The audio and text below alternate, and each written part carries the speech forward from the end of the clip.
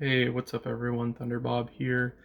And I recently visited my favorite retro game store, 8-Bit Hall of Fame in Bonita Springs.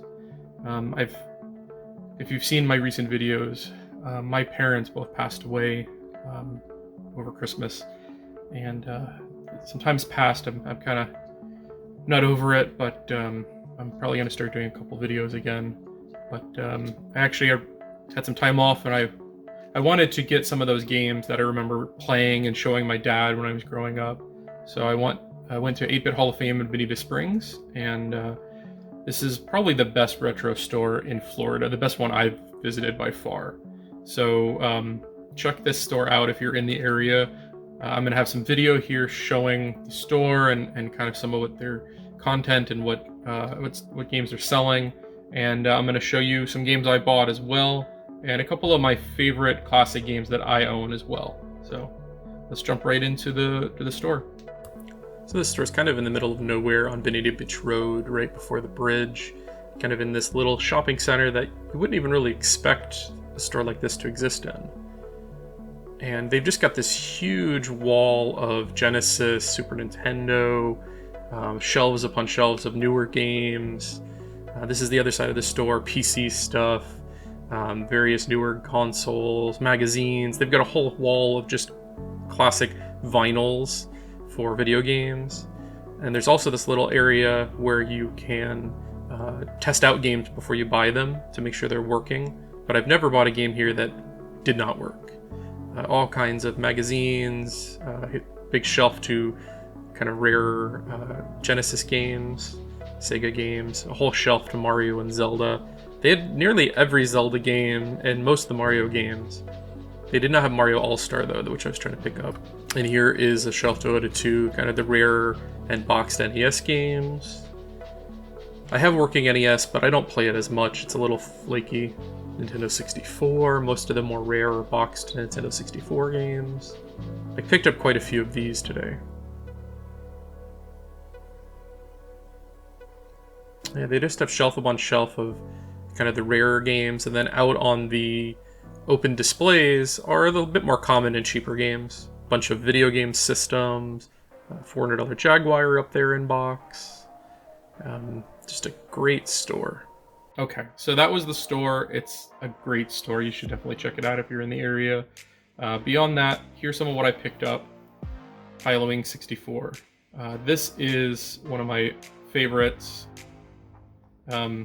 In particular, I remember my parents couldn't find a Nintendo 64 that Christmas when it came out, so we rented one from the local video store, and we rented Pilot Wings and we rented Super Mario 64. And I remember my dad being particularly impressed by Pilot Wings. You know, he always humored me and watched while I gamed, but there's that stage where you fly around the whole US and you go down to like Cape Canaveral and you see the shuttle lift off, and it was one of those moments where it was like, wow, games are in 3D now. It was really impressive at the time, and I still enjoy the game. I also played a lot of these wrestling games as a kid. These are not really the best wrestling games ever, but I love them. Attitude in particular, I put in my 64, and the music kicked in, and the announcers and everything, and it was like I was a kid again. I could just remember all of these moments. Shadow Man, not the best game in the world, in particular the controls don't really hold up as well. But the music and the art and just the style and everything come together. I think we could use another Shadow Man game. Mission Impossible. I own GoldenEye. This came out after GoldenEye. I remember being so excited for it, and it ended up sucking. But I still needed to play it again, and it was really cheap, so I picked up a copy. Eternal Champions, just a decent Sega fighter. I've got a big arcade cabinet in my play space, so all the arcade games I can play there. But this is probably one of the best console fighting games that I can remember. Super Mario World. I own the box and the book for this. Somehow over the years I've lost my copy of the game, and this is, I think, my favorite Mario game by far. Ex-Mutants. This is another one from my childhood. It's not the best game in the world, but they had it boxed, complete and everything. So I ended up picking it up. It's a kind of a platforming game where you're like, you used to be a mutant, now you're an ex-mutant who's trying to save the world from mutants. So that's what I picked up. I didn't, go crazy, just some games I wanted to check out. Here's some of my games that I grew up on. Pokemon Blue. I've got this. The box is a little tore up, but it's all in here, manual and everything.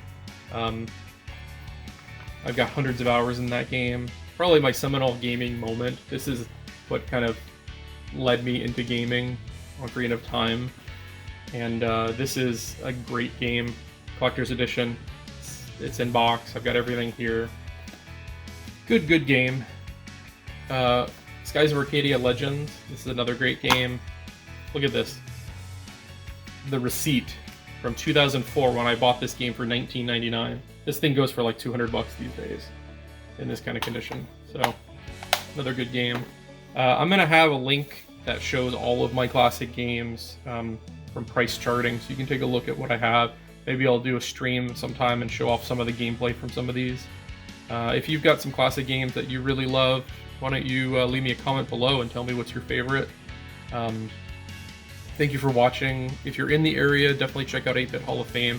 It's by far my favorite gaming store in Florida. Great selection of classic games, new games, everything, systems. And if you like this video, check out some of my other ones. Think about subscribing. I would appreciate it. Thank you again. Take care.